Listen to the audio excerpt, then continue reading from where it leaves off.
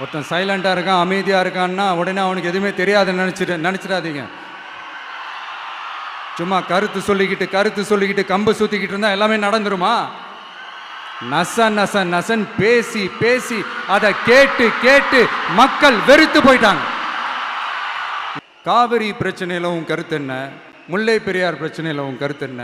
இப்படிலாம் அதெல்லாம் பத்தி உனக்கு என்ன தெரியுமா அப்படின்னு கேட்க ஆரம்பிச்சிருவாங்க. ஐயா, உலக மகா மேதைகளே, ROV, ரிமோட்லி ஆப்ரேட்டட் வெஹிக்கிள், அதை வச்சு தண்ணிக்குள்ளேயே போய் அணைகளோட உறுதித்தன்மையை ஆராய்ச்சி பார்க்குற வரைக்கும் நான் எல்லாம் தெரிஞ்சுதான் வச்சிருக்கிறேன்.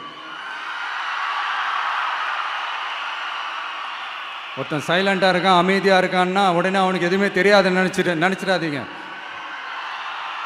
சும்மா கருத்து சொல்லிக்கிட்டு கம்பு சுத்திக்கிட்டு இருந்தா எல்லாமே நடந்துருமா?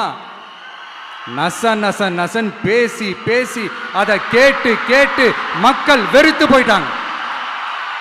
உருப்படியா ஏதாவது யோசிங்கயான்னு மக்கள் நினைக்கிறத யாருக்கு தெரியுதோ தெரியலையோ, எனக்கு அது நல்லாவே தெரியுது.